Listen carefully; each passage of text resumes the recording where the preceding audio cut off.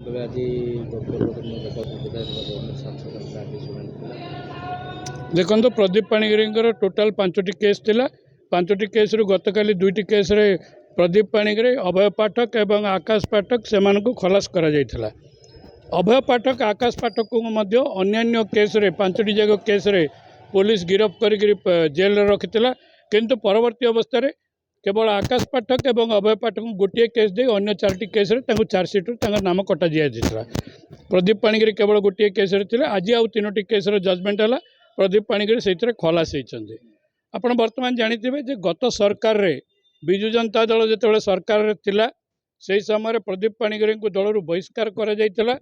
प्रदीप पाणिग्री दलरू बहिष्कृत होला परे ये जो सरकारी कलरू जो अपव्यय होता लक्ष लक्ष टंका खर्च कर जो केस कराइला परवर्ती अवस्था साक्षी मैंने कोर्ट रे आसिक से बयान देते जे पूर्वतन जी ये आईजी थिले से आईजी तांको डाकी नहीं तांको जोर जबरदस्ती 50-60 पुलिस ऑफिसर को रखी तांकर दस्तखत नहीं ना से माने प्रदीप पाणिग्री विरुद्ध में केस करने चाहते किंबा आकाश पाठक अभय पाठक को से माने चिन्ही नांती बोली कहिथिले।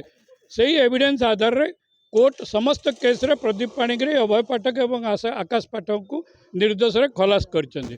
तेणु आमर दाबी होची जे आमर जो टैक्स पैसा रे सरकार चलुतला गत 24 वर्ष काल विजु जनता दल शासन करुतला ये जो लक्ष लक्ष टंका सरकारी कलरू जो अपव्यय करछन्ती सेतिपाई वर्तमान रो सरकार ताको अनुध्यान करंतु। जो माने एथिपाई दायी सेमानक विरुद्ध दृढ़ कार्यानुष्ठान ग्रहण करा जाऊ। आज 3टी जगह मामला यांकर गोलंतरा थानार मामला थिला 2टी आ गोटे बैद्यनाथपुर थानार मामला थिला। आज्ञा।